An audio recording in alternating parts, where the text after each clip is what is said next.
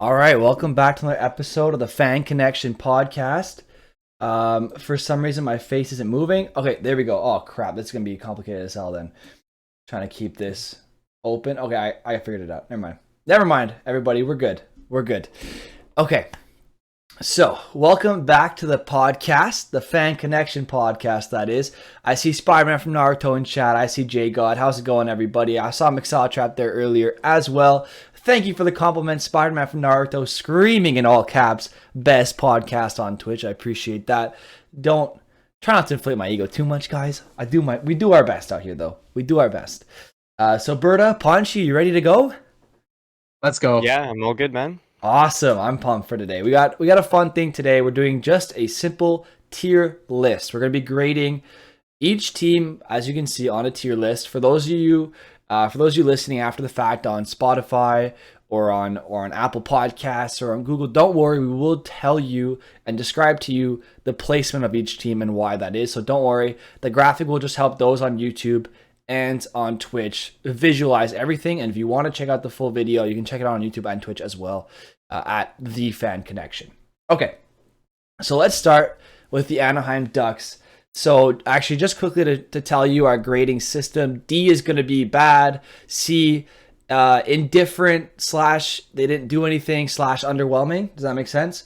B is going to be average, like you didn't wow me, but you tried. A will be good, like they did well. And S will be they absolutely killed it out of the park, like they home run. Okay, that's S. Is that good with everybody? Yeah, all good. Awesome. Okay, so I see J got already saying Habs S and Ottawa S plus. I don't know. Ottawa was kind of sketchy, but okay.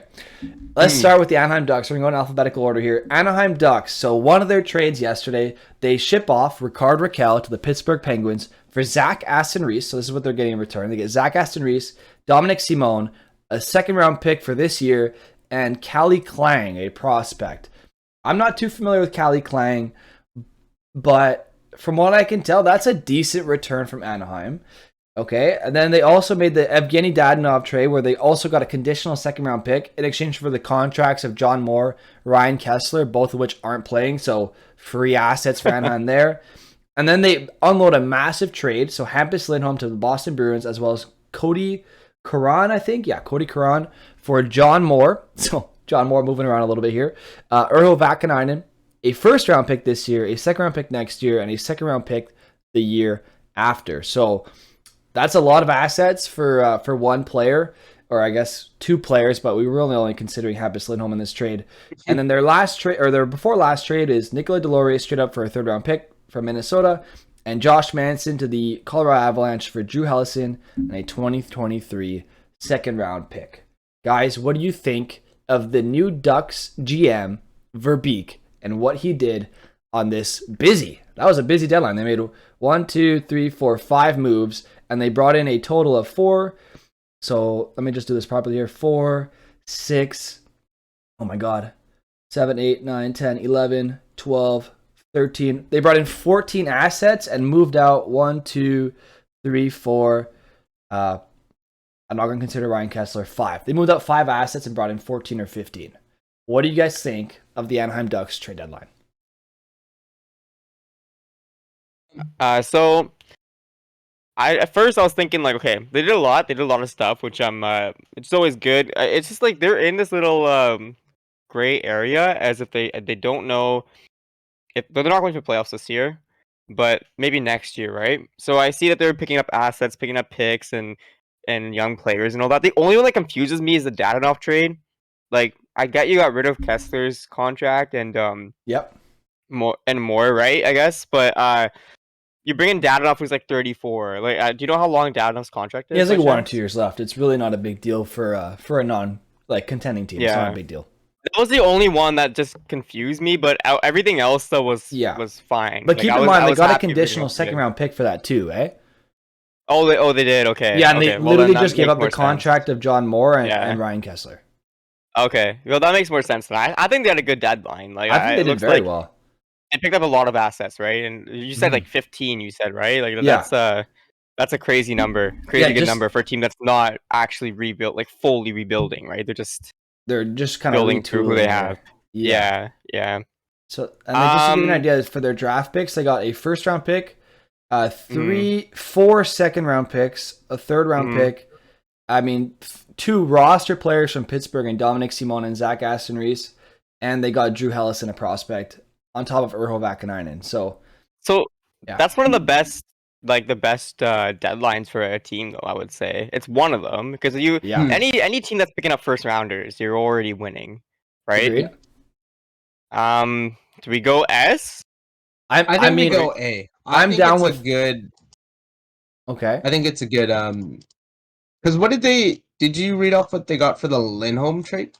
Yeah, so for Hampus Lindholm, they got John Moore's contract, so that's just to make the cap work.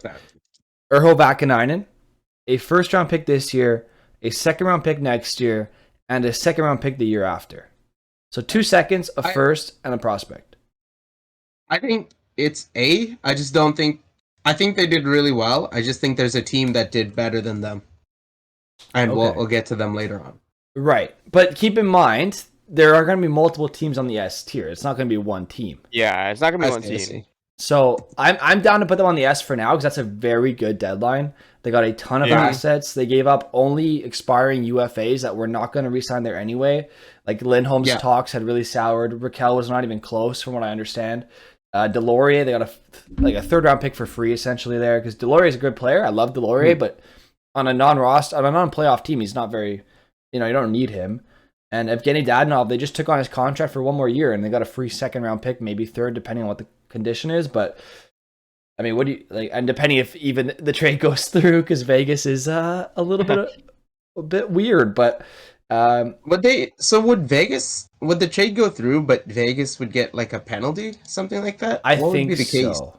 I think so. I'm not sure yet. Well, I guess we'll find out. We haven't found out as of this moment, but I think we'll find out sometime later tonight once the NHL rules on it.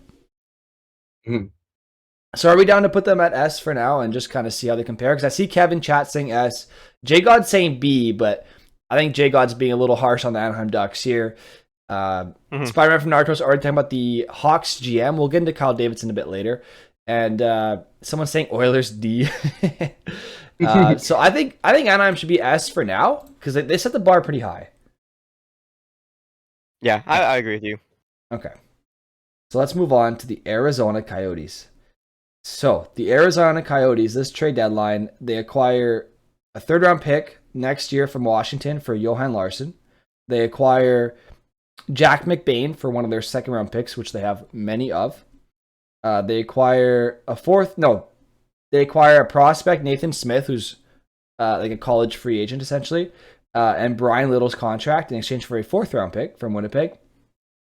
They give up Riley Nash for free, future considerations. They trade away Scott Wedgwood for a conditional fourth that becomes a third if the Stars make the playoffs. And that's it. And they signed your favorite goalie. Oh, Vejmelka, of course. Yeah, 3-year contract. I mean, what could they even do? Right? Like I think they it's can just really. D. I don't know. I'm kind of mad about it just because they're just stocking up picks and stuff, right? That's what their goal is. Like if I go on their cap friendly right now, let me just check it out because I know they have so many picks in the next 3 years. Too many. Too many. Yeah.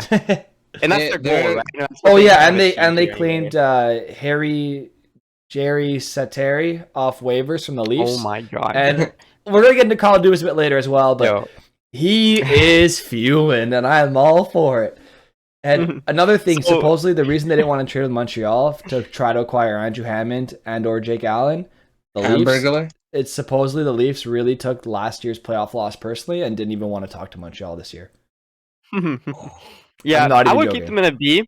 I would keep them in a B. I was gonna say, they're okay. Like they did fine. They did what they needed to do, right? They didn't make a splash. Like they held on Chychrun because they have more time to. They have more time to deal with the draft, and you might actually get a better haul for him. So yeah, he's still locked up for 3 more years at 21 years old.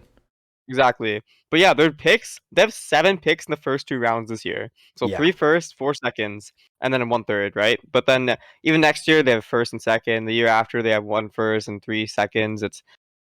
two-thirds back-to-back years. They're just piling up the picks right now. They're doing what they needed to do. So this deadline, they didn't make a splash. They didn't do anything overly amazing, but they did what they had to do, and that's why I'd keep them at a B, I would say. Fair enough. And I see the chat. Spider-Man from Naruto says they did what they could have done, and they had no real slip-ups, so that deserves a B. Kev Player is really upset as a Leafs fan. They stole the Toronto Maple Leafs goalie, so he's rating them D. Don't listen to Kev. He's just upset about Sateri being claimed. But Ponch, what do you think about the deadline for Arizona? I think a B is fair. We didn't expect any big moves. I had a feel. I thought I thought Arizona would deal one of their goalies to Toronto, to Toronto, because I thought that'd make sense. But yeah, it ended up dealing it to Dallas and stealing a Toronto goalie. Yeah, well, they got, and we'll talk about. There's somebody else on this list who's also in the same situation, but you got something out of Scott Wedgwood, who did they just claim him off waivers? I think they either claimed him off waivers, or they just signed him for free, like as a free agent, like a year or two ago. Yeah, and you got something out of him, so yeah, you did really well here. A lot of shots fired about their very small arena. But supposedly Jack McBain and Nathan Smith, two college free agents who are both highly touted, are both interested in signing in Arizona. And I think, honestly, Arizona, if they do it properly, could be a really fun place to play because they're playing in front of a college crowd. I think they could really embrace that and really embrace the city that they're playing in and the university students too. It could make a really fun experience, a really fun team if they do a lot of events around the school. But we'll see. If the NHL continues its boring ways, we'll see. You guys want to move on to Boston? Yeah, let's do Boston. All right. So the first trade Boston, or one of the trades Boston makes, or the only trade they made on the actual deadline day, they acquire Josh Brown in a conditional 7th, which will become a 6th if Zach Senyshyn plays 5 NHL games this year for the Senators. And the Senators acquire Zach Senyshyn and a 5th round pick from Boston. So kind of like a nothing trade. They acquire Josh Brown, add some physicality to their blue line. They give up Zach Senyshyn, one of those guys. Remember, they had the triple first round picks back to back, and they missed on all of them except for Jake DeBrusk. Yeah, that Zach Senyshyn was that draft. They could have had Barzal, Chabot, and Kyle Connor, I think, all in one draft, all in one swoop, and they chose DeBrusk. I think it was Senyshyn and one other guy over those players. I don't know. Boston, I don't know. They also acquire Hampus Lindholm and sign him to an extension. I think it's 6.5 per season for the next 8 years, something like that. We already talked about that trade from Anaheim's perspective. And they also, that's it actually. That's all they've done this year. So 2 trades from Boston, big acquisition in terms of Lindholm, and they signed him long-term, 8 years, I think it was 6.5 per season. What do you guys, Ponch, I'll let you start. What do you think of Boston's moves? I wanted to see Boston pick up something to support their top 6 because their perfection line's just they're just struggling. Well, they're not struggling, but you need something out of the top 6 to generate offense, and right. You see that in Tampa, you see that in Carolina, you see that in championship pedigree teams. I thought Domi was going to be a great fit for Boston. I thought the Raquel could have been a nice pickup for them. I'm just surprised that they didn't pick up somebody to help their top 6 just in case like Bergeron gets injured or Marchand gets injured. But yeah, I think. But I'm happy with the Hampus Lindholm trade. They signed him long term. It makes sense. I think aside from that, though, I'd give them a B. I wouldn't go any higher than that because I really wanted them to fix their top 6 or at least add something. Yeah, I was going to say that it kind of cancels out because they did improve their defense. Like I would say it would be silly to think that they did not improve their defense here. So that is something that Yeah, exactly. So that was a need because their defense was lacking a little bit here. They do have some good names there, but they haven't meshed properly the way that like I guess what it was like drawn up. So it was a good addition here on defense, and that's great. But I also like Ponch would have liked to see them add something on offense here, and either support that top six or round out the bottom six because that's what you need, right? You need that in the playoffs. If you really round out the bottom six and you have really hard play drivers and guys who are actually like, high effort players, and that's what all these other top teams did that we'll probably talk about later. That helps you a lot, right? So they didn't do that, and I think that's something they needed to do, but they also improved another need in their defense. So it kind of cancels out, and I think it levels out at about a B for me. Right. Yeah, and keep in mind, guys, Boston is ninth in the league, so they're still up there. Yeah. They're tied with Toronto. Toronto's the tiebreaker because of the game in hand. Like one more win, and Boston leapfrogs to like fourth in the league. So keep in mind, they are still considered one of the top teams in the league, despite all the flaws that we've seen without Hampus Lindholm in their lineup, right? And Hampus Lindholm is a top 2 defenseman on a lot of teams. So just keep that in mind as well. They were already a solid squad. Adding Lindholm is a huge addition. They gave up a lot to get him. And I think Boston deserves at least a B. I agree with you on that. They did pretty well. They didn't wow us, but they got one of the big acquisitions. They didn't upgrade their offense, which is I think something I agree with you guys. They should have definitely done, because I like Craig Smith. I like Taylor Hall. I just don't like Charlie Coyle as my 2C. I want him as my 3C. I don't want him on my second line. Right. I think if they could have added someone else instead of him on their second line, that would have been huge. But they didn't. They didn't do that. All right, so we put them B, right? Buffalo. Yeah. Buffalo made a big move at the deadline. They waived Mark Jankowski. What are you doing, Buffalo? Yeah, so the only move Buffalo made was actually the only thing they did. Robert Hay for a 6th from Florida. So I think it's safe to say to put them at a C because they didn't really do anything, right? Yeah.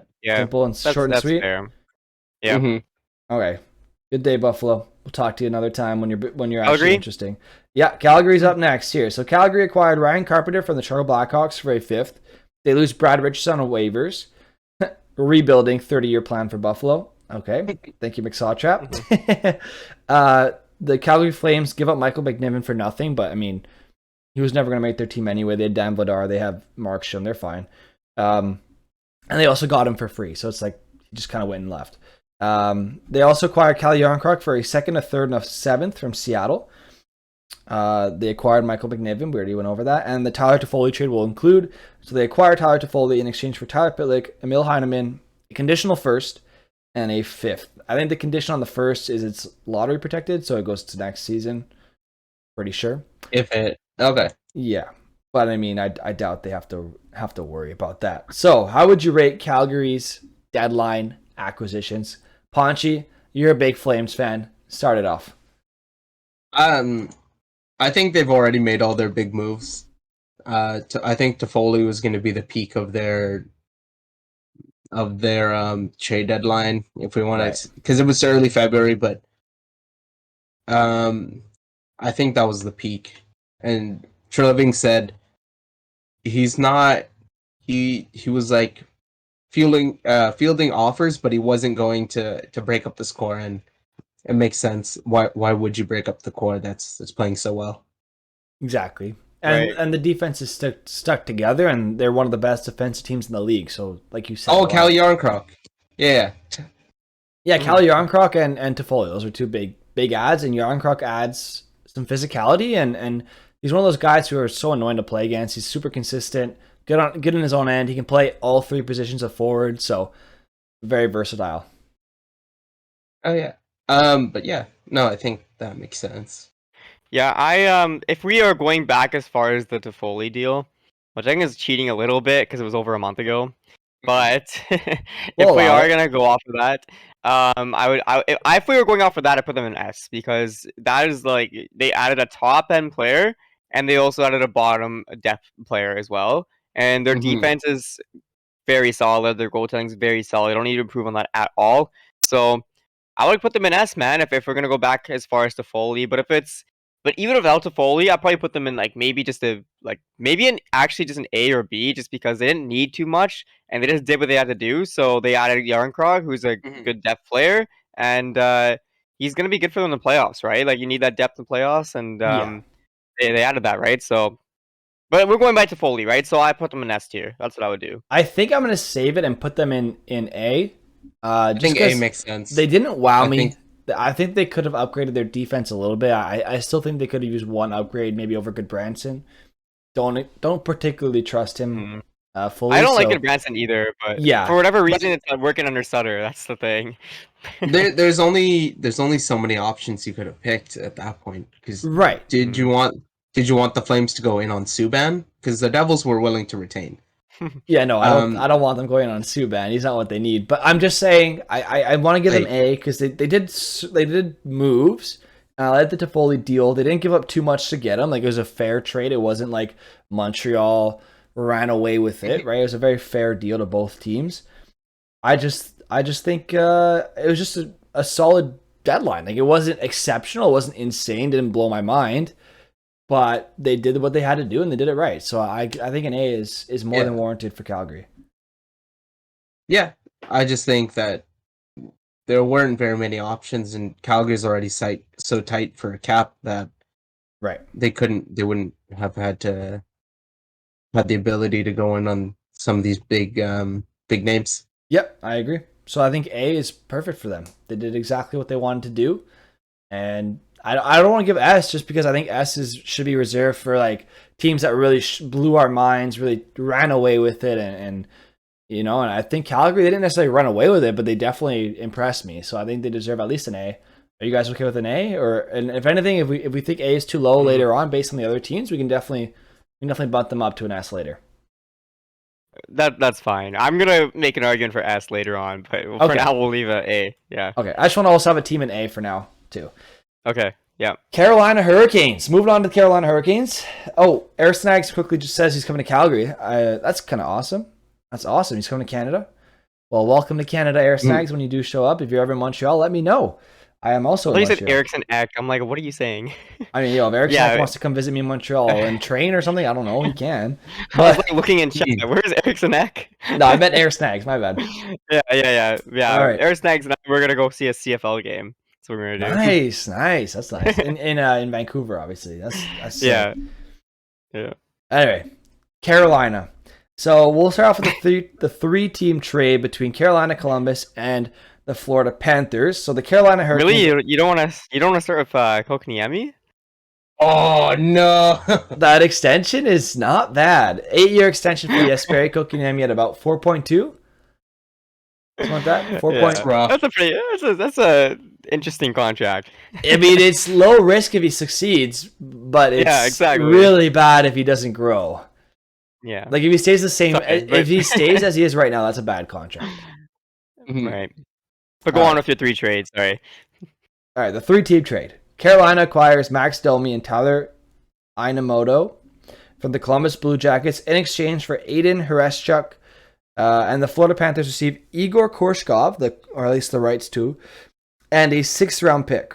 So I think Florida honestly won that deal because they got Igor Korshkov, and they got a 6th. So Carolina gets Domi and Tyler Inamoto. I don't know who Inamoto is, to be honest with you. I like the addition of Max Domi. I think he adds a lot to their team, and he's very skilled. He can fit on any line they have because they're all really good there. And that's all they did. So, yeah, they got Domi. Yeah. That makes sense. I am on the Max Domi train. Yes, sir. People have been giving him a little bit of flack, and I will not stand for it.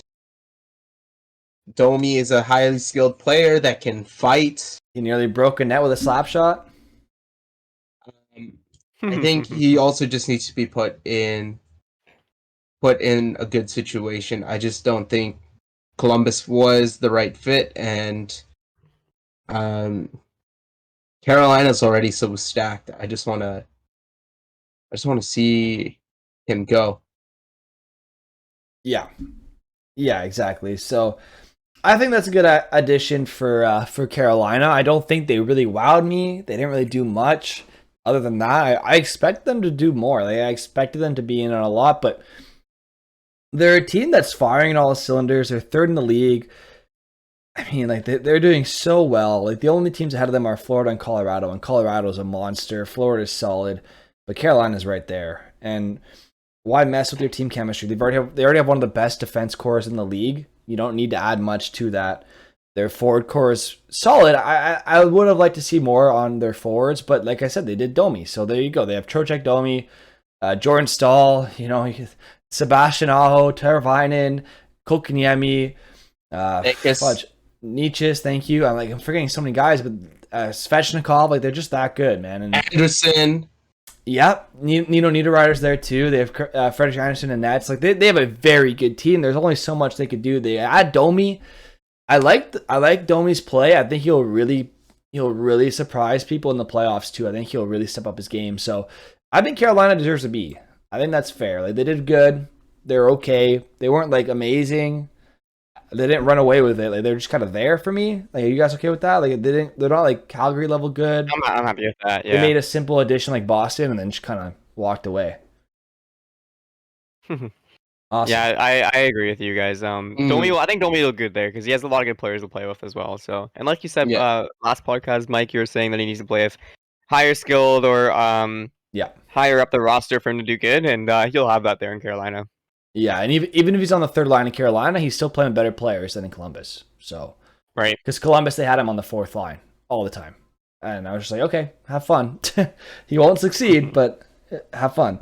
All right, Chicago Blackhawks. And so I don't remember who it was that mentioned Kyle Davidson, but Kyle Davidson, we do want to talk about him. Also, Terma the Canadian mentioned a rule. Both parties also agreed to a Shohei Ohtani rule, which stipulates that if the starting pitch... Oh, it's baseball. I can't even. I'm sorry. I can't even. We were just talking about baseball in the meantime. All good. All right. So Chicago, Kyle Davidson, honestly, you did so well for your first trade deadline, man. I'm impressed. I don't know why I kissed you, but I blew you a kiss, I guess. I don't know. Kyle Davidson, I honestly, I love the guy, man. He did so well. I'm loving it for Chicago. I really hope that he can help usher in a new era in Chicago because of how terribly they started the season. Even going into Christmas, they were in a terrible spot because of their chairman of the board and owner. We don't want to get into it words, but let's focus on the positives here. Hopefully, Kyle Davidson can help turn around the franchise, save them from Stan Bowman, because honestly, Kyle Davidson's moves are the opposite of what Stan Bowman does, and I'm loving it. I'm honestly loving it. So the first trade that we want to talk about is Marc-Andre Fleury to the Minnesota Wild for a conditional pick. So if Marc-Andre Fleury, right, and the Minnesota Wild advance to the Western Conference Final, and Fleury wins 4 or more games within the first 2 rounds of the Stanley Cup playoffs, the Chicago Blackhawks get a first-round pick. So let's say Minnesota gets this to the Western Conference Final, but Fleury only won 3 games, it's a second-round pick, right? Or if Minnesota doesn't make it that far, second-round pick. So either way, they get a pick in the top 2 rounds for this year from Minnesota. They also gave away Ryan Carpenter for a 5th from Calgary in 2 years from now.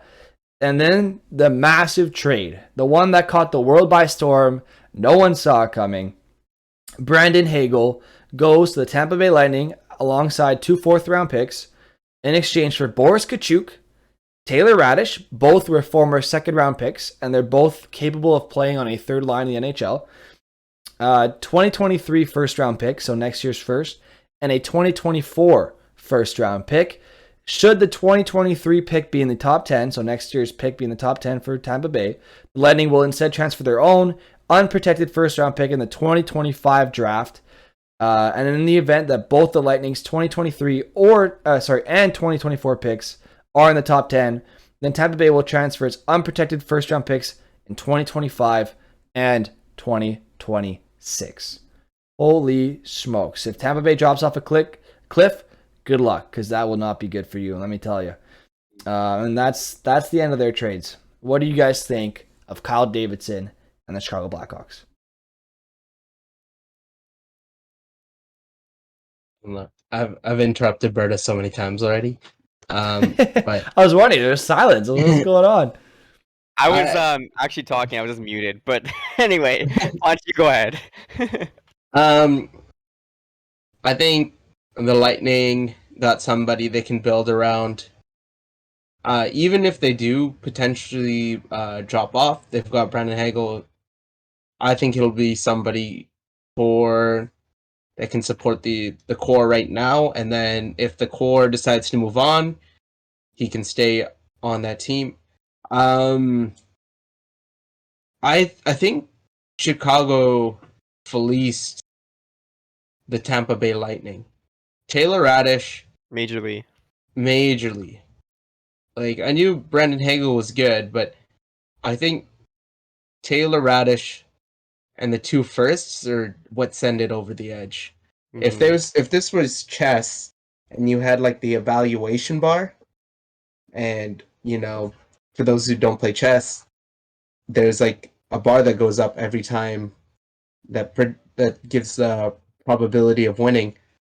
Essentially, Chicago's just went up through the roof if they can land on something, because we know that Kane and Taves might not stay or might be on the chopping block maybe next year. Their next season is the last year of their contracts.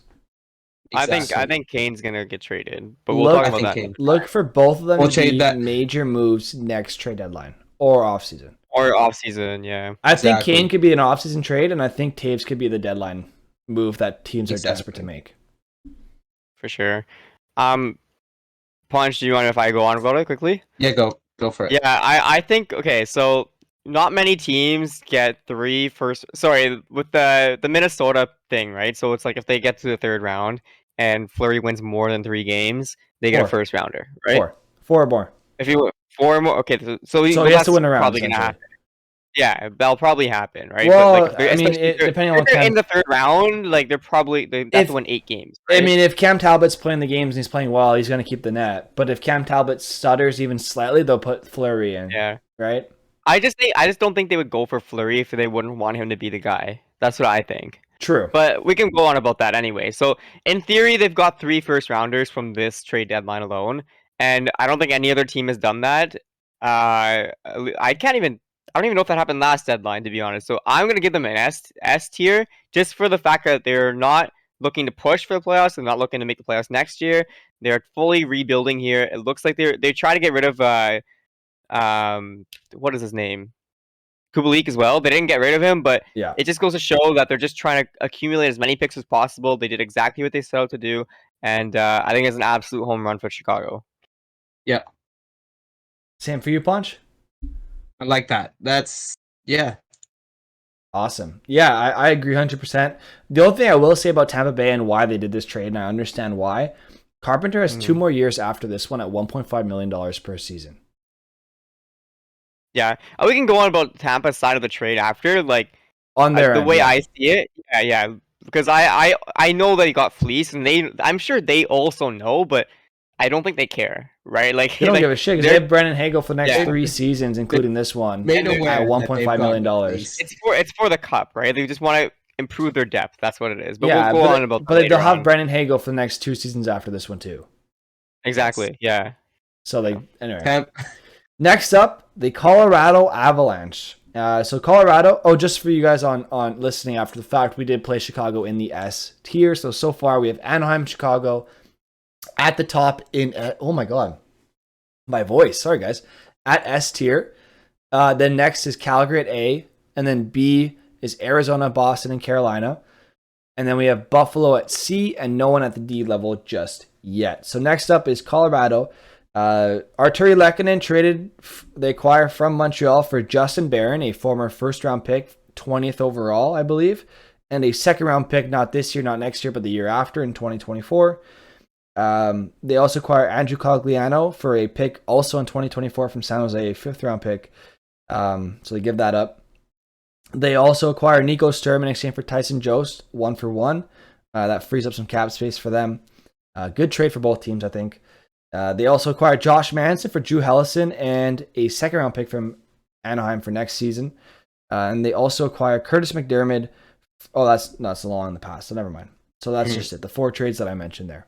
So they gave up 2 second-round picks, Tyson Jost, a 5th, Justin Barron, and Drew Hellison in exchange for, so it's 6 assets, Josh Manson, Nico Sturm, Andrew Cogliano, and Arturi Lehkonen. What do you guys think of Colorado's trade deadline? So theirs is a little tricky just because I don't know if these guys will work out. I'm I telling do you think right now, Manson's Lehkonen is a good acquisition. right. I do know that Manson is he might be an upgrade on some of these other guys here. Like I like him more than Ryan Murray, for example, right? Yep. I think that's fair to say. So it is an upgrade on some of their it's an upgrade on defense essentially. So that's good that they did that. Um, I don't know if they did enough to do significant damage in the playoffs, just because I just think that there's other teams that are gonna match up well against them. Right. But they didn't do a bad job at this deadline, so I wouldn't put them below a B. So I would probably put them around an A or a B right now. But I want I to hear what th- you guys think. I think you're underestimating Arturi Lehkonen, but Ponch will let you go first. Well, now that they've acquired Sharks legend, with the Sharks retaining salary for only a 5th, they're set. This is a cup-winning team. Cogliano is gonna do it. Selke, Cogliano. I think they're good. It's a good haul. Asheri Lekkonen's on the younger side. I sound like a broken record because all of these contenders know that they can't prepare for this playoffs. They have to prepare for the playoffs for next year and the year after. Josh Manson, they could definitely resign. Arturi Lehkonen, they could definitely resign. They cleared Tyson Yost's contract. Kadri, they Yeah. probably cannot resign. But yeah, I'm happy with that, and I think in the context it's an A. I think it's more of a B because they're already set, and these are just supporting players for their top yeah. top 9. I think they did what they needed to do, but they didn't make like significant. Well, I'll see what Mike says. I know Lehkonen he did do well. I think he has like 15 goals so far this year, which is Yeah, he's pretty on his good, career highs right? right now. He's 26. Yeah. He played on the Yeah. first line in the playoffs last year with Phil Dano and Brendan Gallagher, especially in the Vegas series. He got the game winner over Vegas to move us on to the Stanley Cup final. He's an amazing penalty killer. He is one of those guys on Montreal. He gets, I think, the most scoring chances I've ever seen of a player, but he just doesn't score. So he gets all the chances in the world. He just doesn't finish it. But I think if you put him on a team with more finishers, he'll be even better. His points will go up. He's an RFA at the end of the year, so Colorado can literally just say, "Oh, here's a tender qualifying offer to him," and they can keep him under books and manage him easily. So they're not losing him for nothing after this as well. So I know they gave up a lot. They essentially gave up a first and a second for him, but they're not losing him at the end of the year. If you look at the underlying numbers, even under Ducharme, his Corsi for and his goals for differential something was like a 58%. Like he was super high. Like, that's a really good number for Corsi. At a 58% when every other player on Montreal was below like 45. So he was well and above everybody else. Even when St. Louis took over, like he dropped a bit, but he still stayed really high. So he's one of the most underrated players in the NHL. I'm telling you right now, this guy's like in terms of like penalty killers, hardworking guys, really good shutdown player. Honestly, you'll love him in Colorado. I'm telling you right now, great player, hardworking, one of the hardest working players in the league, and an amazing person too. Everyone seems to love this guy. So Colorado, enjoy Arturi Lehkonen. And I think you really got a W with that one. I know you gave up a lot, and Montreal, as a Montreal fan, I love what we got in return for him, but I'm really, really going to miss him. So A? Or I'm B? giving them at least an A. Yeah. I think an A.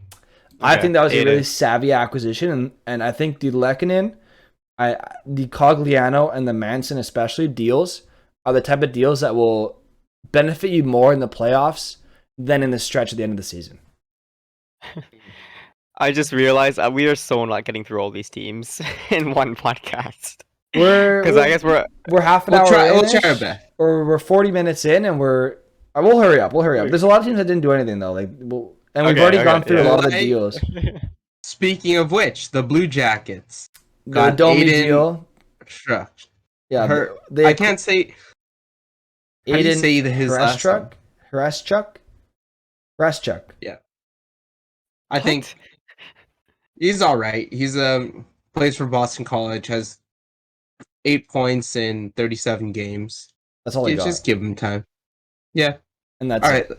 So C. So that's a C. C? Okay. Yeah. Dallas. Dallas. All right. What are the Dallas? Vladislav Nemestikov. Oh. Vladislav Nemestikov and Scott Wedgwood. That's it. I That's think it? that's a C. Yep. Yeah. Ton of garbage Also- right there. No offense to Scott Wedgwood, but all right. Also, wait. This is during the deadline, but they acquired Detroit's first, second, and fifth pick for their first round pick. That's a fleece. That's a fleece if I've ever Wait, seen one. what? Wait, what? They acquired. When did this happen? During the draft. They I just acquired saw- Detroit. During the draft, they got Detroit's first, second, and fifth round pick for their first round pick. The heck was when the heck was it? Last draft? Yeah. Because on Cap Friendly it shows they only have their own picks. This was last year though. This It was draft already 20 happened. Oh, for- for like a last. Oh, okay. I see. For Yeah. the 2021 Yeah, but draft. wasn't Dallas That's higher a- than Detroit though? Yeah, I think so, but like still. I mean, depending how much they moved A up. you first never and a know. second. Yeah. All right. All right. Moving on. Detroit. Detroit Red Wings. They acquire Oscar Sundqvist, Jake Wallman, and a second round pick next year from St. Louis for Nick Leddy and Luke Witkowski. They also That's okay. acquire a fourth round pick from Dallas for Vlad Nemesnikov. They get a seventh round pick from LA for Troy Stetcher, and that's it. That's a D. D. I don't think they downgraded. Whoa. I don't- They move out Nick Leddy on an expiring deal for a second. Yeah. Jake Wallman, who's an NHLer, and Oscar Sundqvist, who's an NHLer. I think you gotta go. I think you gotta go B with this one. Yeah, Really? Yeah, that's Okay. a W in my books. They got two NHLers already who are younger and a second round pick Mhm. for an expiring guy who's old. And a 7th round pick. And I knows? mean, this That's is true. just a Could be write off. Datsuk. Yeah. Could be Datsuk. And they got a fourth for Nemesnikov who they got for nothing. So, yeah. Yeah, Can't be I'll put them in B. Datsyuk, wasn't drafted. Honestly, the questionable Oh, move wait, they made wait, earlier wait. this year was Mitchell Stevens for a third. I don't know. Who was in the 7th round for Detroit? That was like a star player. Was it it Zetterberg? then? Zetterberg? Not even Zetterberg. Oh, okay. Okay. I thought it was both of them. I thought it was both. Pretty sure it's both. I guess that's Datsyuk the wasn't one. drafted. Right, okay. but they're both like steals, right? Yeah. All right. Edmonton Steve Oilers. Yzerman. Edmonton Oilers. Yes. What are we doing with them? What are we thinking? Derek Brassard for a fourth. Brett That's Kulak a- for a conditional second round pick. And William Lagesson and a seventh. The condition is if the Oilers make the Stanley Cup final, the 22 pick becomes a 2023 pick instead. So Montreal gets the better version of that pick. Awesome. So that's a D. And Yeah, they got they gave away Alex Taylock for nothing when they need goalies. I'm gonna say D, man. Like, I That's a feel like D.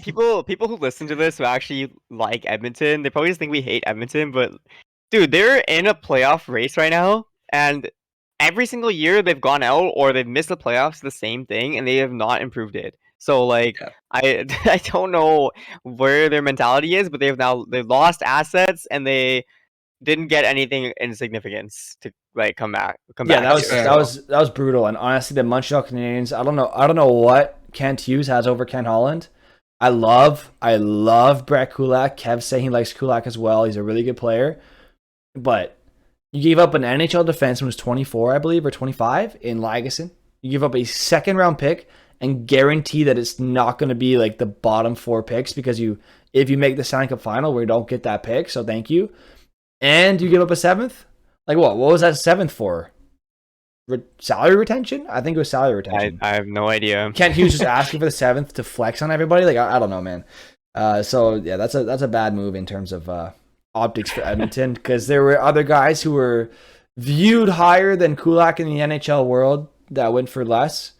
Kulak, I think, is a very underrated defenseman. His advanced numbers really make him look better. And if you watch Habs games, you would know Kulak's one of their better defensemen. He plays with Petrie a lot. When Edmonton was injured, he plays against the top guys on other teams. Does a good job. He's a good puck moving guy. I love Kulak. He can skate nicely, defends okay. So Edmonton, thank you for your 2nd round pick. Thank you for Lagesson. Maybe we can turn him around and turn him into Kulak, or someone worth as much as Kulak. So we'll see. Let's move on. Florida Panthers. So they are involved in the 3-way trade. They get Max Domi and a 4th, and they essentially gave up. No, they don't get Max Domi. What am I saying? What do they get? Drew. Wait, They we talking got- about Florida? Yeah, they got Igor Korshkov, and they got a 6th round pick, and they give up Tyler Inamoto, and that's it. That is a good deal, right there. Yeah. I'm glad he can skate, says Air Snags. Very good. Yeah, it is important to be able to skate in the NHL. They also acquire Robert Haig for literally a penny, so a 6th round pick. They acquire Claude Giroux, Connor Bunnaman, German Rutsov, who's considered a major project as a prospect, Rutsov, a 2024 5th in exchange for Owen Tippett, a 1st 2 years from now, because they already gave up their other one in another deal we're going to talk about, and a 2023 3rd.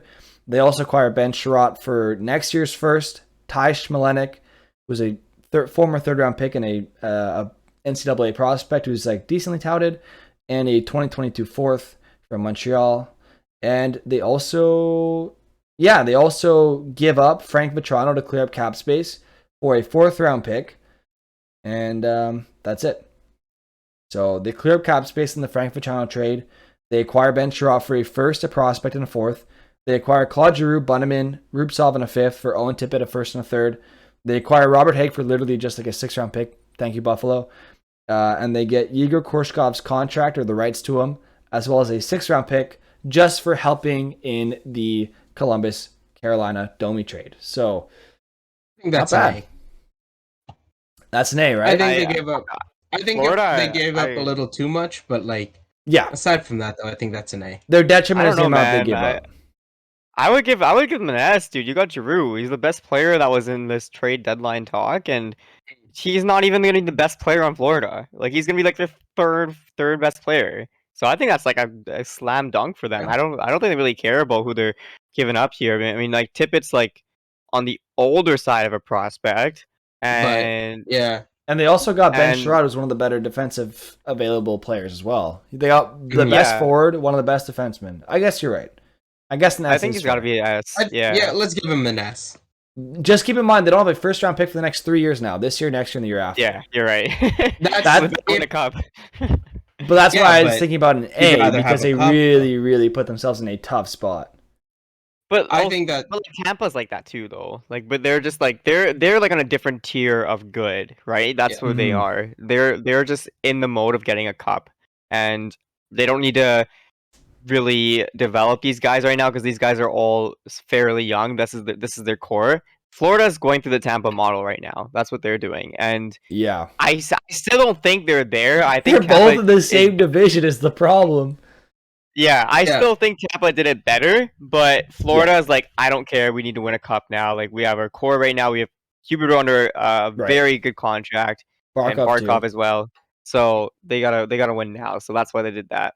yeah. All right, let's move on. Yeah. Oh, sorry. You want to move on to the LA Kings? We have them in S. That's fine. Oh, I was just gonna say. Yeah, I was just gonna say.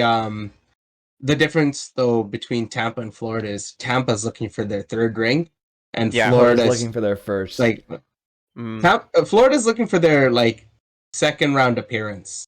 The only Yeah. problem I have with Florida's moves is if the division alignments don't work out in their favor, they could somehow face Tampa.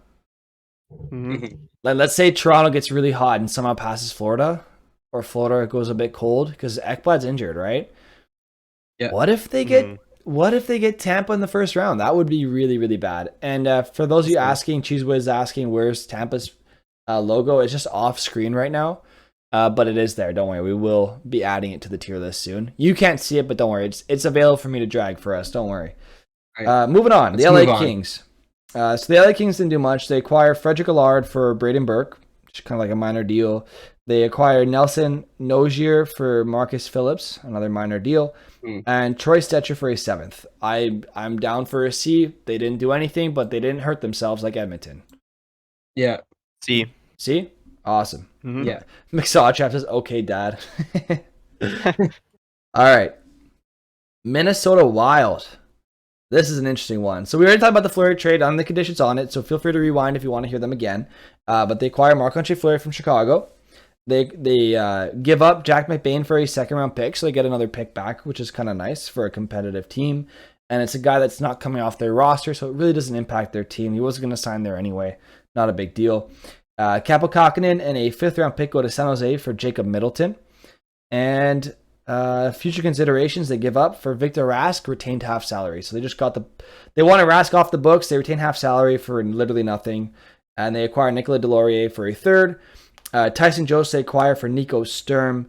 And they acquired Brandon Baddock from Montreal for Andrew Hammond, but that was in February. We'll count it though, I guess. It doesn't really impact the team though. So what do you guys think of Minnesota?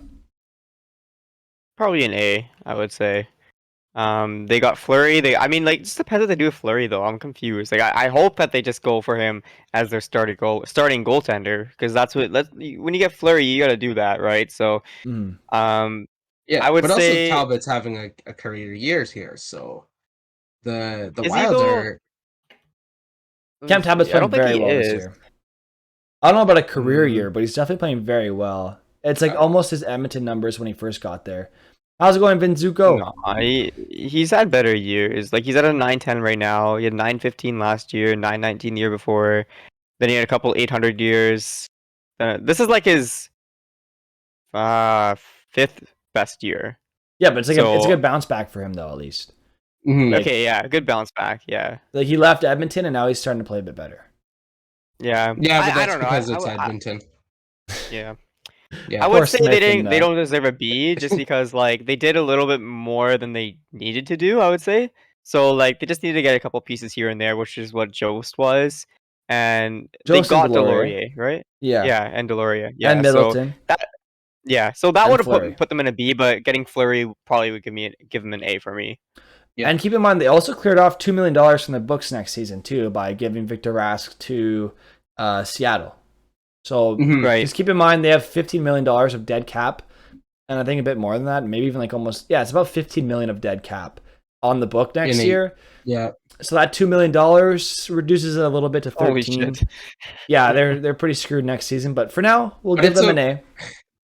Yeah. Yeah. But now they get free food at McDonald's because they've got the Hamburglar.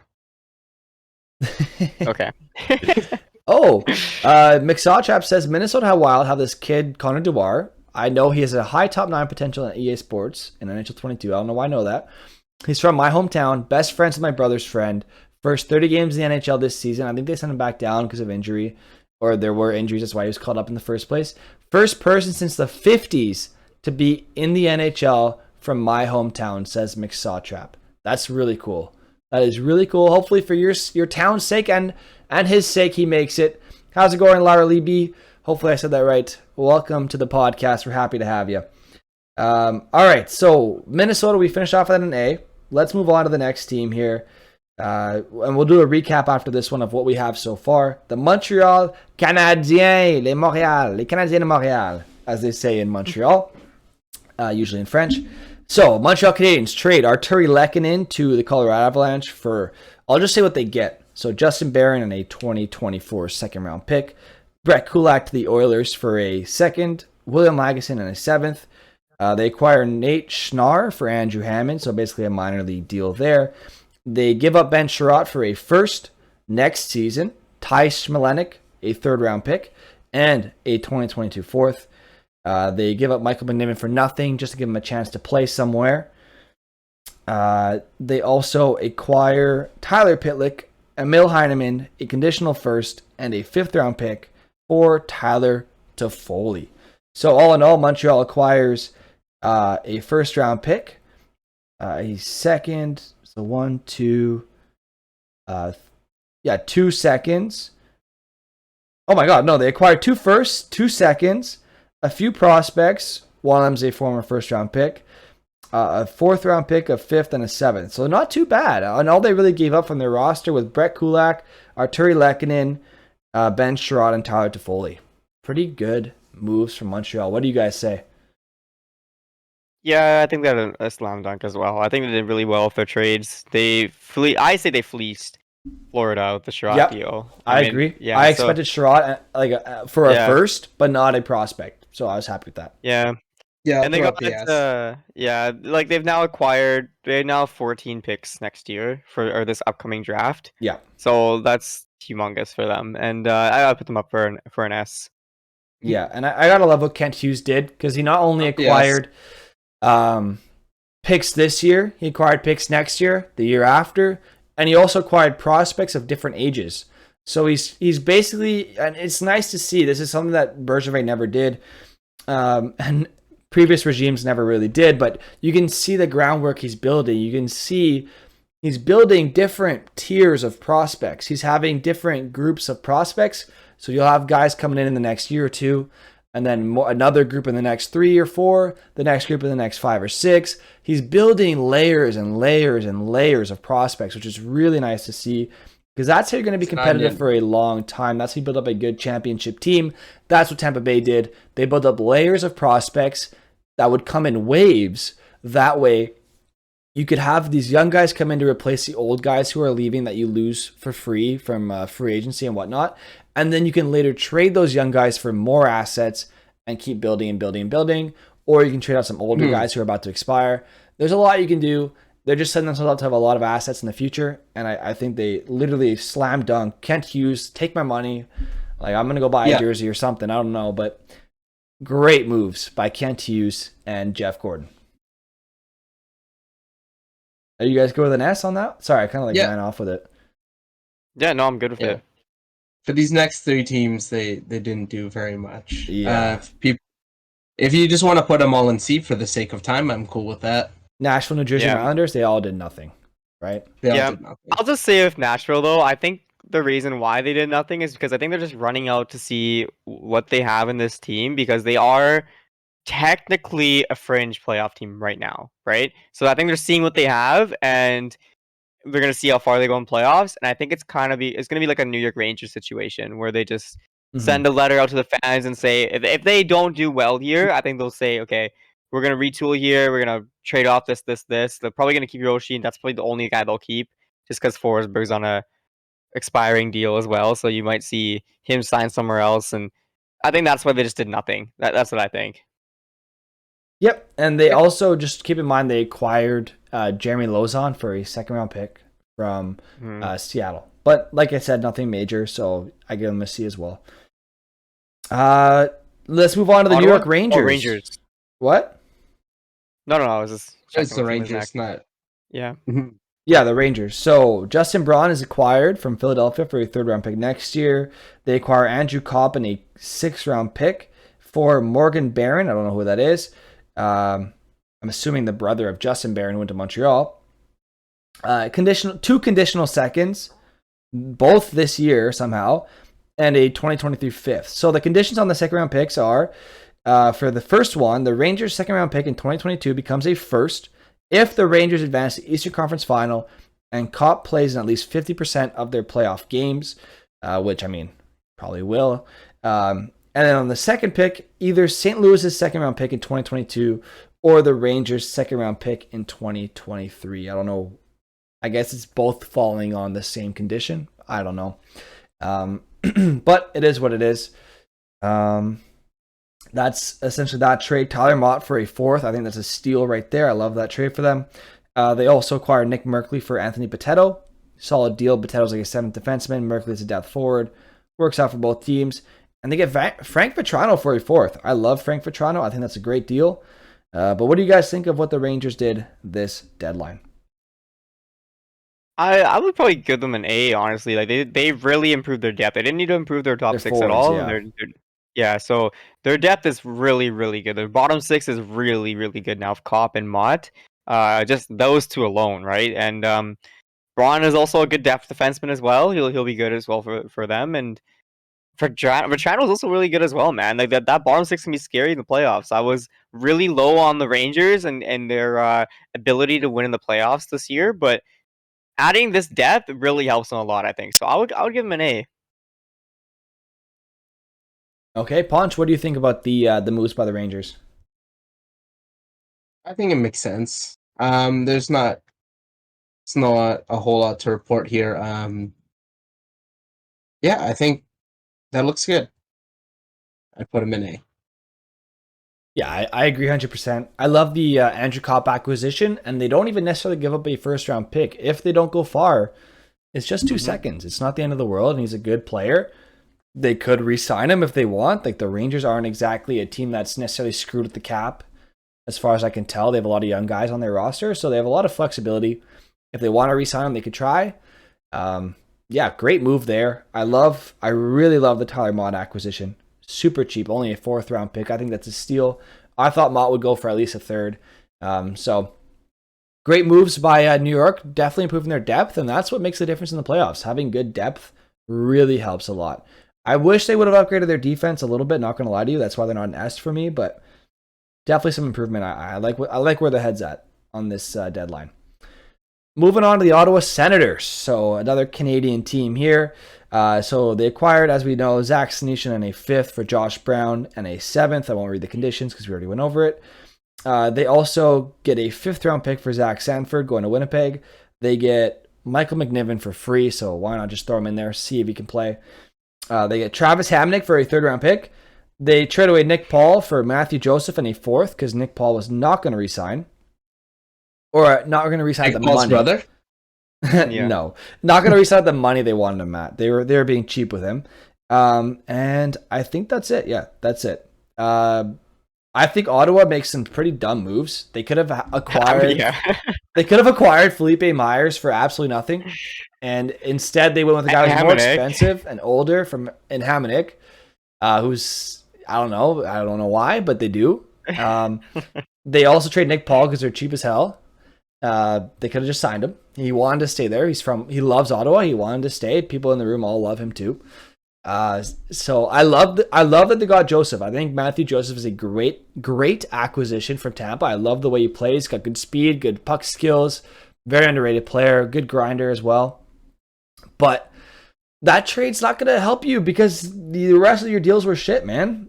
Like Sanford for a 5th is like mediocre. Yeah. The fact that they got anything for Josh Brown though is kind of impressive. Not going to lie. So Zach Senyshyn come the other way. If they can get him to work, that'd be kind of cool. Former 1st round pick, but he was never meant to be a 1st round pick. He was supposed to be somewhere in the 2nd, but Boston, I don't know what to tell you. They wanted him. So, yeah, I mean, I'm not going to give them a D because they didn't necessarily get crazy terrible. I really think the Hamonic deal is probably the worst deal of the deadline. I actually think it's really bad. But like, the amount of problems he's had in the last, since he signed in Vancouver. I don't know if you saw, but I've never seen this happen for an NHL team before. But the players were all apparently so relieved that he was gone, and they were very vocal about it. Like the players were saying this, and he makes $3 million, and he had so many issues. Bring that into your locker room. Yeah, he had a lot of issues, and it's so many issues that the team just did not want to leak it because of this. So now that he's gone, they're now coming out and saying all these things. We all knew there was a reason why he wasn't playing. And this is probably why. So the whole COVID thing. I don't know what happened, what his deal with it was, but he was not playing as a result of the restrictions. I think that was also part of it as well. And we didn't have to retain any salary on him or give an asset with him. So it's like they just took him for no reason. Yeah, I guess. And like I said, Nick Paul didn't have to be traded. He wanted to sign that. They just didn't want to give him money. Yeah. I think, unless Matthew Joseph really turns into a star there and really develops into a top 6 center or winger, I don't see how they win that deal either. So, you know what? Yeah, I think you guys are right. I would have given them a C, but like you said, if Hamonic's that bad of a nuisance, I think, yeah. Yeah, I was surprised. I was like, what? Hamonic's gone? I didn't know he had value, to be honest with you. Yeah, yeah, exactly. I don't think who's their GM? Who's their GM right now? It's not Pierre Dorion. He's no longer the GM. Who isn't it? Pierre Maguire? Ottawa? Isn't it Pierre Maguire? It's no. Dorian's still their GM, I thought he was their isn't VP he? now of hockey ops. He probably takes both until he finds a GM. I thought it was So that's Pierre usually what Maguire. happens. It is Pierre Dorian. Oh fuck! I thought it was Maguire, dude. Damn Really? it, Dorian! What are you doing? Did Ray Ferraro get a position with the Senators? I thought. I thought he was. Yeah, I thought something was happening there, but I Yeah, I don't don't think think ended up so. hiring him. I don't know if I'd want to work there. They probably wouldn't pay you. Yeah, I just saw the memes. Oh my god, that was so funny. The fire with Dorian's face cropped onto the girl there. Oh my god, that was so funny because of the Vegas shit. We'll get into that later though. Yeah. So Ottawa gets a D. Take that, Ottawa. All right, sorry, Ottawa. I'm sorry. I want you to do well, but your owner is terrible. All right, Philadelphia Flyers. So they give up Derek Brassard for a fourth. I thought he'd be worth more than that, but that's okay. Justin Braun for a third. Obviously the Claude Giroux trade, they give up Giroux, Bunneman, Rubtsov and a fifth for Owen Tippett, a first and a third. Okay with that. Yeah. That's it. That's it. I think they did what they needed to do, and like getting rid of Giroux just because they had to get some kind of assets for him. But I'm not amazed with the deal they got. But the reason why is because Giroux was only wanting to go to Florida. So that's it's either way you want to look at it, right? So I can't give them an A, or I can't give them an S or an A. So I would say I'd give him B. like a B. I'd give them a B just because they made the moves they could, and I'm not too upset with them. And honestly, the Buffalo trade of Robert Haig for just a sixth makes their deal with Ristolainen look a bit better. Because you remember Haig was in that trade, and we were all like, "Oh, Haig's better than Risto." Well, clearly people don't value Haig at all because he's worth a sixth. So at least for Philly's sake, that looks a bit better for them too. So let's give them a B to rejoice a little bit for Philly as they usher in a new era. Let's move on to the other Pennsylvania team, the Pittsburgh Penguins, the one with, let's just be honest, a little bit more success than the Flyers in recent years. So the Penguins acquire Rickard Rakell, surprisingly, because Burke said he wouldn't do anything, or he said that his GM wouldn't do anything, but I mean, Ron Hextall changed his mind, I guess. So they acquire Rickard Rakell from the Anaheim Ducks for Zach Aston-Reese, Dominic Simone, a second-round pick, and Callie Klang. They also acquire Nathan Beaulieu for a conditional seventh. I don't know what the condition is, but I think it has to do with him playing a single game. Like if he doesn't play, it's nothing, if I had to guess. And then they also acquire, no, that's long gone. So 2 moves by Pittsburgh. What do you guys think of those? I like their deals. I would probably put them in an A just because A or B, just because Rakell's a good bet, right? So that's the main piece I see. And it's like they didn't give away too much anyway, so they're always going to be a playoff team when they have Malkin, Crosby, Letang, whoever, right? It's John so Marino. They just need to keep yeah, exactly, right? So that probably give them an A. I think it's a good bet to bet on Rakell because they retained salary too on him, didn't they? Yeah, I'm pretty sure. And Rakell's a great player. Like he'll fit in really well there. You put him with Crosby, and oh my god, they could boost his value like crazy if they wanted to. Yeah. Okay, and Ponchu, what do you think of that trade? I guess there are 2 trades. It looks good. I don't know what. So they retained I don't know how much they would have retained because Rakell makes $3 million a year, right? Which is frankly a steal. Yep. Yeah. Well, aside from Gensel, Crosby, Malkin, they needed somebody to help support them. Rodriguez is on the up, which is good, but you needed somebody, and it looks like Rakell might stay in Pittsburgh. I could see him staying in Pittsburgh. You think he'll resign? I think so. I think if he resigns, that's an even better deal for Pittsburgh because they didn't give up a first. Exactly. No first-round picks dealt. Exactly. Which is really good for Pittsburgh. Exactly. And they have a history of doing this where they pull just a little bit more value than even the Jeff Carter trade. I didn't think that's a beautiful that was trade. A nothing trade. Jeff Carter plays really well in Pittsburgh right now, and I think you might be able to get the same result out of Raquel. So yeah, Yeah. I think that's an A. I don't think it's quite S tier, but I think it's an A. Yeah. I'm kind of Agreed. more leaning towards a B for the Penguins. Although, because like we give Boston a B, right, and they got Hampus Lindholm, and that's a big ad. I don't think Pittsburgh did much. I'm not a huge fan of their blue line. I In like that their perspective, actually, I think so. You're right. yeah. I don't Okay, quite fit them in with Calgary, Colorado, Minnesota, and New York. I like let's those knock them teams down. moves better. So we'll leave Pittsburgh in a B slot. Yeah. And at the end, if we really see an outlier team that we think should be moved up or down, we can. It's not really the end of the world. Let's move on to San Jose. We're almost done the tier here, so let's just finish this tier list. We can go over it like a summary at the end, and we'll call it there. So, moving on to the San Jose Sharks punch. Obviously, you're going to start us off with this one, but quickly to read off the trades, they acquire Kaapo Kähkönen and a fifth for Jacob Middleton.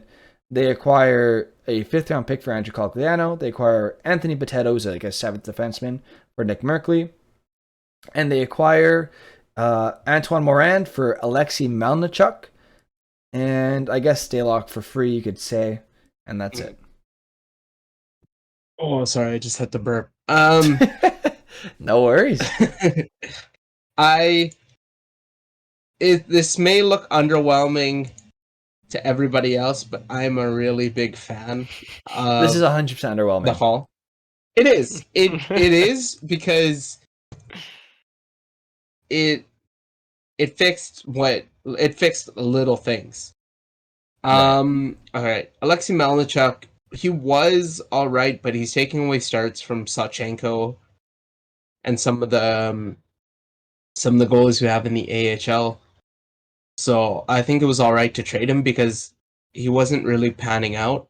And Antoine Morand's a former second rounder, so hopefully there's some potential there. The Nick Merkley trade, I think it's okay. I think what they had to do was, because they wanted to call up Merkley, they needed to Ryan Merkley, not Nick Merkley. They needed to have somebody slot in on the Barracuda. So that makes sense. Cogliano, fifth round pick. I'm happy with that. Cogliano wasn't going to resign. We retained half his salary, and we got him onto a contender. Now, this is my favorite trade. The Kähkönen fifth rounder for the Middleton trade. I think San Jose got a fair trade for Middleton. Middleton wasn't a household name before this year. In all honesty, he got really lucky that Kenaizev got injured this year, and then we had to slot him in, and he blossomed into a good defenseman, like a defensive defenseman. And Kaapo Kähkönen, he's been playing really well behind Cam Talbot, and one of the struggles that San Jose has is the goaltending position, and he's shown that he can anchor it at in his first 3 years. His lowest was 902, and this year he's having a 910, and the year before a 913. So I think with time, especially because Aiden Hill's just not quite ready yet, Kähkönen can stand in for the nights that James Reimer gets injured, or for when Hill and Kähkönen need to form a tandem. But I really like what we did on trade deadline. Okay, so I appreciate your take. I like, from what you're saying, like, it sounds like Jacob Middleton should have gotten them more than Kaapo Kähkönen.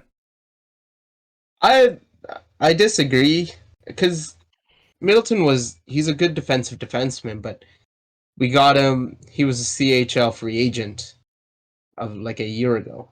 We got him for pennies on the dollar, and to get Kaapo Kähkönen out of him and a fifth, we got something out of a 29-year-old defensive defenseman. Yeah. I don't know. Like, I'm looking at your trades, and like, it doesn't seem like you made a huge difference in terms of like the shakeup of your roster. not much going in and out, like some minor moves, but I don't see how I can justify putting you at a B. Like, no major, that you didn't acquire any picks in the top 2 or even 3 rounds of this next year, the year after, or even this season. So I'm sorry, but for me, I have to put San Jose at a C. I'm indifferent to how they did. They didn't acquire any major pieces. They didn't give up any major pieces. It was just kind of, here's a penny for a dime type of thing, or a penny for a nickel, or it just simple trades. And sometimes those are good deadlines because maybe it wasn't the time to make any major moves. But Yeah. and I do think Hurdle was definitely a good signing for them. I think it was.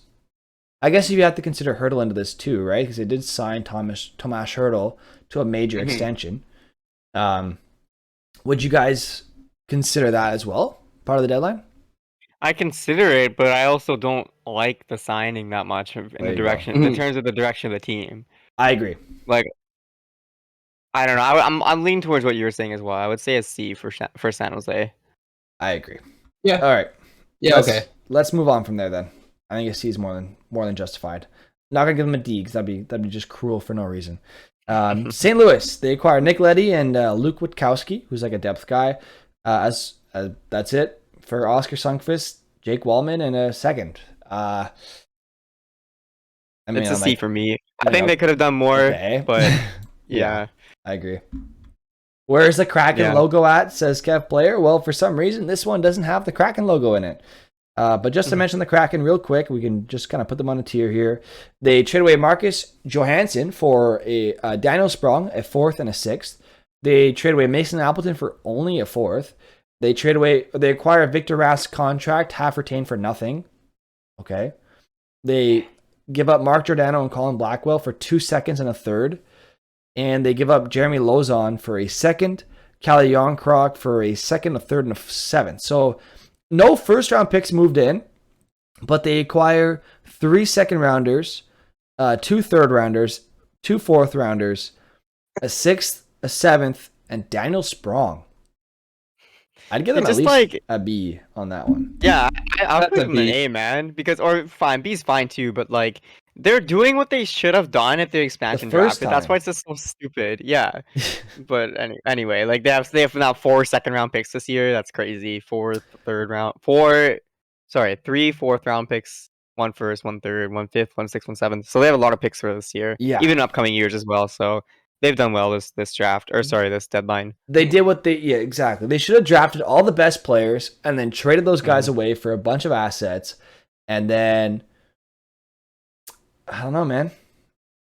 I don't know. I was told on this pod from a Habs fan that Kraken didn't have assets to trade for picks. I guess I was wrong. I didn't realize Jeremy Lozon would get you a 2nd round pick, or that Calle Yarncroc would get you a 2nd and a 3rd. Nor did I think that Marcus Johansson would get you Daniel Sprong. I knew Giordano was worth something, but really, Marcus Johansson for Daniel Sprong? I mean, damn. I'll be happily proven wrong by NHL GMs every day, man. Honestly. Want me to time him out, coach? Imagine. No, Kevin's always allowed. It's fine. He's poking fun. All right. Tampa Bay I mean, Giordano is a little old, but he's still a very good defenseman. I like that acquisition for Toronto, but I do wish they did more. But anyway, let's move on to the Tampa Bay Lightning. We're not at Toronto yet. Tampa Bay, they acquire Riley Nash for nothing, because why not? They get Alexei Melnichuk, sure, for Antoine Morand. They acquired Nick Paul, who's a good top 6 guy in Ottawa, for Matthew Joseph Nick and a Paul's 4th. brother. Oh my god. They get Brennan Hagel and 2 4ths for Kachuk, Radish, and 2 firsts. They also get nope, that's it. That's all I got. So I'd give them at least a B, man. Like that's maybe even an A. I like the acquisition of Nick Paul is a solid one. He brings what they don't already have. Mm-hmm. He's kind of like another. Mm-hmm. He reminds me a bit of Killorn. I think they're gonna let go of Killorn this year, and they bring back Paul for cheaper. So I like that move for Tampa. Yeah. Brendan Hagel's locked up on a very good deal. Only $1.5 million for the next 2 seasons after this one. And I think he's an RFA at the end of that. So great moves. They get Ryan Nash for nothing. I give them at least a B. I'd probably give them a B as well. Yeah, I'd probably give them an A, but like just 2 first rounders is a lot. But like they also don't care about it. But it's like it is at the end of the day still a lot. So that's why I'd give them a B. Yeah, because like I don't know. Anyway, I didn't realize Brennan Hagel is worth that much money, or that many assets. But yeah, I think a B is more than fair. What the hell? Okay. Next up, Toronto. the Toronto Maple Leafs. So they Canada's team. give up Alex Biega for nothing. They acquire Giordano and Colin Blackwell, who I like both of them, for 2 seconds and a third. They give up Dermott for a third. They get Carter Hutton for nothing from Arizona. So I mean, Arizona claiming the guy on waivers isn't even that big of a deal because they literally gave Toronto Carter Hutton for free. It's just them saying, I'm going to cash in on my futures now, thank you. So yeah, buzz off, Kyle Dubas. Don't need to be so angry. But yeah, I think that's it, man. That's all they did. I guess actually let's calculate the Lyubushkin trade in there too. They get Ilya Lyubushkin for Nick Ritchie and a conditional second. And the Coyotes get to pick Leafs 3rd round pick next year, or the 2nd round pick 3 years from now in 2025. So yeah, what do you guys think? I would probably give Toronto, only because the Giordano trade, I would give them an A just because it is a defenseman that they've needed, and I would say he's probably better than most of the people on there right now. I know he's old, but he's actually a good defenseman, and he's gonna help them. I still don't think it's enough though. Like I'm gonna give him a B. I'm gonna give him a B because it's not enough. Yeah, because they're goalies, man. How long have we been saying exactly. this? How long have we been saying this? They're goalies. They're like, oh, Jack Campbell's fine. Meanwhile, he's putting him like below 900. They're running with some new guy, Shelgren. I mean, good luck to him. Honestly, I want him to do well, but you're really gonna run Shelgren Campbell against the likes of Vasilevsky, Bobrovsky / what's his name, Spencer Knight, or against Jeremy Swayman or Linus Ullmark? Like that's what you're going with. Some dude named Shelgren, and good luck to him. As like I said, I don't want to root for him to do badly, but dude, like, come on, that's what you're running. You're running that. Good luck, man. Or Mrazek in there for all I care, but good luck. Yeah, I think that's a strong B. I would have bumped them up to A, but I just saw their new jerseys, and they look almost exactly like the stealth mode jerseys. What are you doing, Toronto? Like, what is it's recycling day. What do you mean? Yeah. Ridiculous. Come on. I actually like the jerseys, not gonna lie. I think it's kind of cool. It's a cool concept. Yeah, they look good. It's just I'd buy it if it wasn't there's a Toronto another jersey. team that's done it before. They're the first team that's done this. In the NHL. No team in the NHL has ever done this. Or like a reversible jersey. No North American team's ever done this, I think, actually. No team has ever done blue with teal. No team. And they've never done the orange stripes either? What? I have Leafs. I have beef. I don't actually have that much beef, but like, Toronto, figure it out. They look like this. There's just like a leaf there. They've got the arm stripes. They copied your jersey. They copied the Sharks jersey. I see it now. Yeah. But the gold one's kind of cool. I think Bieber just got lazy. He just saw the Sharks jersey and said, I like that. Let's put a Leafs jersey on it. A Leafs logo on it. Oh, a gold leaf? Oh my god, Ponchi's standing up. He's heated. Shark? Oh my god, the parallels. Got a TELUS commercial and Fidelity Investments ad. How'd you get 2 ads in one? BC one. Yeah, I got 2 ads too, man. What kind of grease is my stream Mike doing? is milking us, guys. He's milking us. No chance. I'm not trying to milk anyone. He wants us here for the ad revenue. Oh my god. I'd definitely be here for the Tim. I'd have a Tim Beeb though. Can somebody send me overrated. Tim Beebs are overrated. I actually got this from MJ from my chat. This little Tim Beebs bag. Hey. Yeah. That's kind of cool. Yeah. It's just been there around on the table or sometimes back there on the couch. Are we? And then I have Ponch's. Okay. Yeah, Ponch actually gave me a Pedersen rookie card too, so that's just on the table over there. So yeah, look at that. Nice people, all from Twitch. So everyone watching right now, I am working on the ads right now. I'm working on figuring out what works and what doesn't. I want to turn them off, but it just doesn't work. Because if I turn them off, then you guys always get pre-rolls. So I'm trying to find a balance, and we're working on it. We're working on it. Let's move on to the Vancouver Canucks here. We have 4 teams left. Let's just grind it out. Seattle, we gave them what? We gave them like a B or an A? We gave them an A, right? Seattle, we gave them an A. Yes. Yeah. Toronto, He wants the B. subs. I mean, yeah. If you guys want to hit that subscribe button, feel free to do so. You get those fun emotes. Anyway, Tyler Mott was traded to the New York Rangers for a 4th. Travis Hamonic, was traded to Ottawa for a 3rd.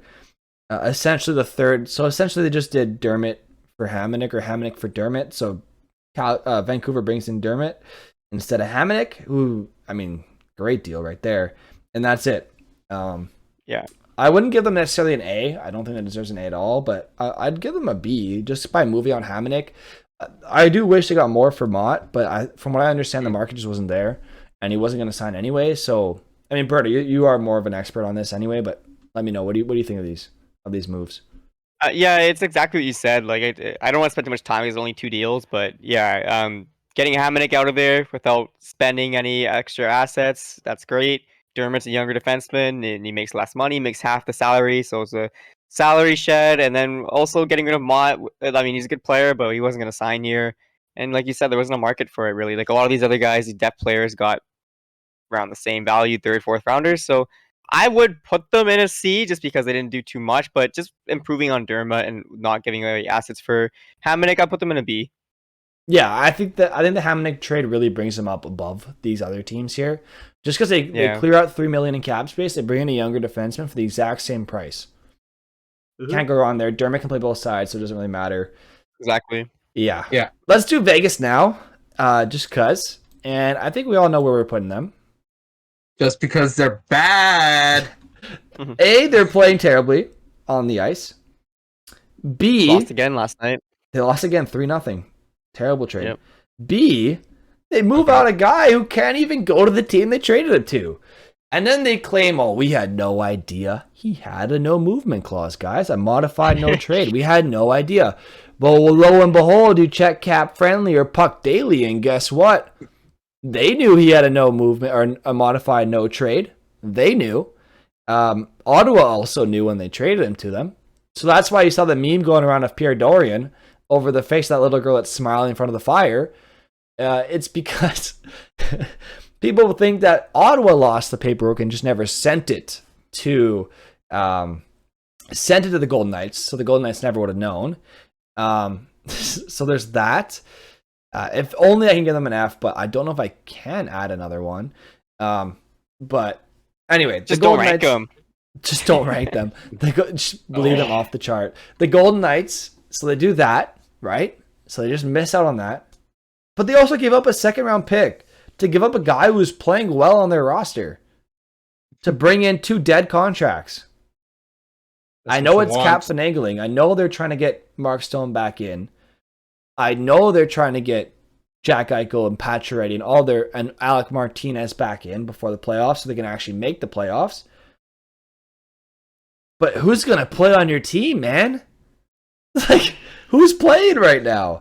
Anyway, it's rough for Vegas right now. Those are some bad deals. They're getting a bad reputation right now, especially recently, for the way they handle trades, the way they handled Krebs, the way they handled Tuck, the way they handled Dodonov. They're getting a really, really bad reputation for just using their players. They were trying to establish themselves as a team with a good reputation with their players, with the way they treated Fleury at first and everything. But now the way they treated Fleury after the fact, clearly they're not very good. So, I mean, they could use Marc-Andre Fleury right now, especially with Leonard's injury streaks and his streakiness in general in terms of how he's been playing. So, Vegas, your moves are coming back to haunt you, my friend. Bad karma, what can I say? Let's move on to the Washington Capitals. I'll let you guys start this one off, but just to read off the trades, they acquire Marcus Johansson, who they used to have in the past, so they bring him back, bring the boys back together. They give up Daniel Sprong, a 4th and a 6th. They bring in Johan Larsson for a 3rd. And that's it. That's all I did. Those 2 moves. Oh, snap. What happened? Something went wrong. Oh, thank God. It didn't make me restart. No. It didn't make me restart. So there you go. I would probably just say I would say a C for me. I mean, That's a C. yeah. All right, that's Also easy. put Very Vegas in D. Vegas is not making the chart, guys. Yeah. I wouldn't Vegas put them doesn't on the deserve the chart either. chart. There's a reason they're Yeah, not on it. they don't believe. Yeah, they don't. They I don't have to be in the I think chart that's either. Berto said that. I don't think they deserve the chart. And Kev Player Yeah. agrees. It's karma hitting the Golden Knights right now. How is Leonard that poofy but can't stop pucks? I mean, the guy can't move laterally. That might explain it. All right. Next up is the Winnipeg Jets, last but not least. So they reacquire Mason Appleton, who they've been trying desperately to reacquire, yet it only costed a fourth. So what the hell took you so long? They also give up Nathan Beaulieu to the Penguins for a conditional seventh. They free themselves of the Brian Little contract and trade away Nathan Smith, who was a guy from the college free agent pool of prospects who said they would not sign with Winnipeg and would sign with Arizona. So they trade him to Arizona for a fourth alongside the Little contract. So they free themselves of that. They also acquire Zach Sanford for a fifth and give up Andrew Kopp and a sixth for Morgan Barron, 2 conditional picks, which you already read off. So feel free to check out our segment on the Jets, and a 5th round pick. They also get Nelson Nogier for they get Marcus Phillips for Nelson Nogier, and that's it. What do you guys think of the Jets moves? You go ahead, Punch. I think I've started off so many. Right. Let's if I could sum it up.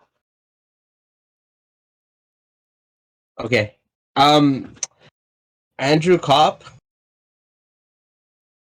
All right, cool. You shipped him out. I said 2 seconds. I'm okay Could with be a that. first.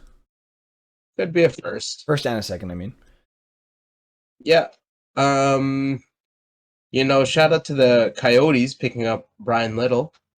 That's a great ad. Yep.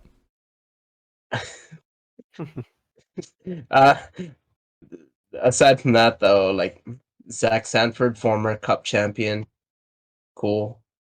I'm a little underwhelmed. Appleton, Appleton used to be a Jet.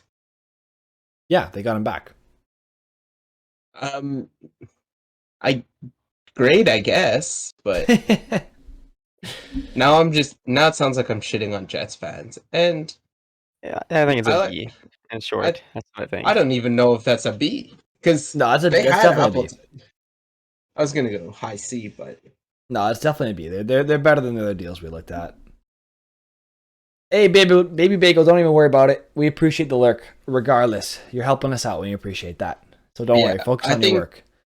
I think a B is I think that's too generous. No way. B is more than generous.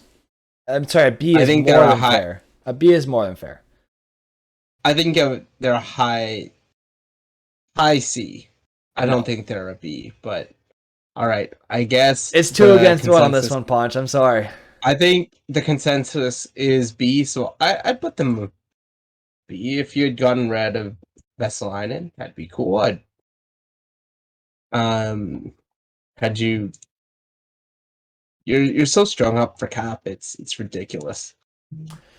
Yeah, they're in a pretty tough spot. But honestly, I like what the Jets did. They moved out guys who didn't want to be there anymore, and they couldn't sign. They bring in guys who want to be there. So I think a B is a fair trade. I mean, they get Sanford and Appleton to fill out their third line, so they can still kind of push for the playoffs despite losing Kopp. They get a lot of assets back for Kopp. They get Brian Little's contract out of their hands. That's a pretty good couple moves there for Kevin Cheveldayoff. I got to give him some credit. And supposedly the deal for Kopp was really not working. They really wanted that first, but the Rangers really didn't want to give it. So Kevin Cheveldayoff, the GM of Winnipeg, got really creative and came up with a condition that would allow them to potentially get a first. So you know what? That worked out pretty well for both teams, I think. So both are happy with the deal. Can't really go wrong with that. I'm sure Andrew Kopp will play well in New York, and he gives them something they don't have. So the Jets did well. I think a B is more than fair. They did quite well. They deserve to be in the likes of the teams that are there. So this is the final tier list. So just to read it off to you, listening after the fact, In the S tier, the top of the top, we believe the Anaheim Ducks, Chicago Blackhawks, Florida Panthers, and Montreal Canadiens are the 4 winners of this year's trade deadline. 2 in the East, 2 in the West. Kind of worked out well. We believe that the runner-ups were Calgary, Colorado, Minnesota, and New York in the A tier. And then the teams that did okay, like they did decently well, but nothing too crazy, didn't really wow us, but they did make a few good moves, good GM trades. In the B tier is Arizona, Boston, Carolina, Detroit, Philadelphia, Pittsburgh, Tampa Bay, Toronto, Vancouver, and Winnipeg. The tier C, so the before last tier, the tier of teams that did, they kind of just did stuff. Nothing here, nothing there. Didn't necessarily get better, didn't get worse, just kind of stuck around. Buffalo, Columbus, Dallas, LA, Nashville, New Jersey, Islanders, Sharks, Blues, Capitals. Teams that we thought stunk were the Oilers and the Senators. And then the worst of the worst, the cream of the creme, I don't know what you want to say, but the bottom of the dog pile, the Vegas Golden Knights. Not even on our chart because we think they did that terribly this year. Good job trading Dadonov to a team that he had on his no trade clause that even Cap Friendly knew about, Puck Daily knew about. Anyone who even remotely looked at Evgeny Dadonov ahead of the deadline knew about his no trade clause. So how do you say you didn't? Good luck next time, Vegas Golden Knights, or I should say better luck next time. Karma's coming back to haunt you, man. I won't be surprised if you miss the playoffs. Good luck next time. What do you guys think of that tier list? I like the tier list. I like it. I think we did a good job with it. I still think Calgary deserves an S just because Toffoli's probably one of the best players that went in this deadline. Like along with Giroux and Giroux was like the top guy, and then Sherratt maybe as well, and then I would probably say Toffoli is third, and I think that he's probably one of their best players, like just behind Gaudreau and Lindholm, or sorry, right. Gaudreau, Lindholm, and Kachuk as well. So yeah.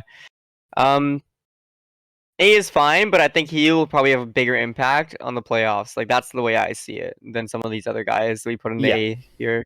He is a good playoff performer, for sure. I just think the reason we didn't put Calgary above is because their defense didn't really get any bonuses, and it would have been nice to maybe get one more guy. Yeah, that's fair. I like the tier list. Do you guys want to know your results for the predictions? Oh my god, from last week? Yeah, here, let him hear it. Let us hear it. I will tell you them, but real quick because we won't have time to do today's because there's already games going on. Should we do tomorrow's after? Yeah. Okay. Yeah. So, Mike, you went 4 for 10. Everyone had a really bad week or bad game. Yeah. Today. I went 3 for 10. Paunch went 2 for 10. Sawtrap did really good, 5 for 10. Cheeses went 2 for 10. Oh my god, we are terrible. Oh my god. So totals right now, Mike has 11 for 21. I have 10 for 21. Paunch has 10 for 21. Sawtrap has 13 for 21. Cheese has 2 for 10 so far since you only did last week's. Right. But Jesus, we are terrible. Yeah. All right. Okay. So if go ahead. Yeah, go on, Mike. No, I was just saying that tomorrow's games we got the Devils and Leafs, Penguins, Sabres, Blackhawks, Ducks, and Canucks and Avalanche. All right. If you guys want to let your votes be heard, let them be heard in the Discord. So if you want to join our Fan Connection Discord, I revamped it a little bit, still working on it, but join the community to hang out with us, fellow gamers and sports fanatics, mainly hockey, just to shoot the shit, talk about sports, talk about hockey, talk about the game, talk about whatever you want, really, as long as it's within the rules and guidelines that we have set. Idea is just to be respectful to each other.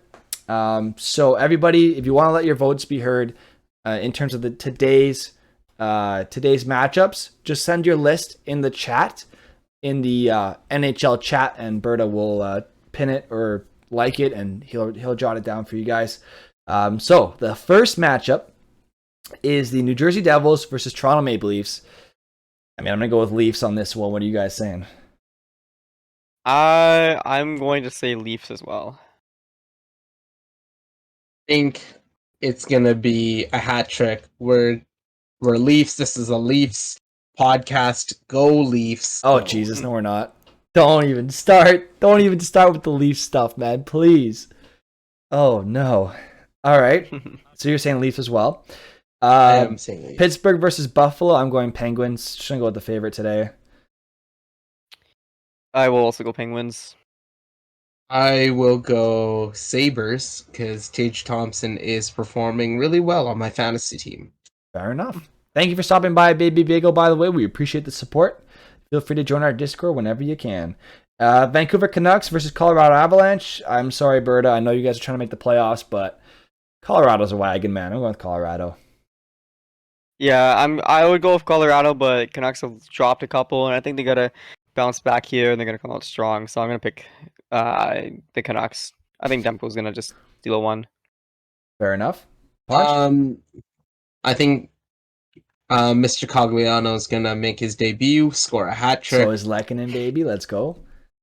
I think he's actually gonna score 2 hat tricks. Oh, Jesus. Oh god. He's gonna go for a 6-goal game. And yeah. And Cheese Whiz is saying Gio Giordano with the Hattie and shutout because he's playing both defense and goalie. He's just that talented. And then last but not least, Chicago Blackhawks against the Anaheim Ducks, 2 non-playoff teams essentially. I'm going to go with the Blackhawks. The Ducks lost a ton of players. I'm going to go with the Blackhawks in this one. I'm gonna go Ducks just because they did lose a lot of players, but that gives an opportunity to a lot of players, and I think they're gonna try and make a name for themselves. Whoever's gonna play. I see you. Ducks. I got the Ducks. Coach Bombay will get them in the right spot. Fair enough. Well, those are our matchups for this coming week. That's what we have for tomorrow's games. The 4 games tomorrow. Just to give you all a heads up, I won't be staying at home for the next week in a bit because my dad has a surgery coming up, so he needs to quarantine. So I won't be at home for those next week in a bit. So we will be recording from my other laptop, or not my other laptop, my laptop. I don't have another one. I only have one. But just to warning you, the quality won't be as high, but we'll still be there. Don't worry. We'll still be there on Thursday. We'll still be there on Tuesday. But just to give you a heads up, I won't have my setup for the next stream. I'm not sure about next Tuesday yet. But guarantee you I don't have my setup for today's stream. For Thursday's stream. So just giving you a heads up there. The quality might not be as high, but the content will be just as good. All right.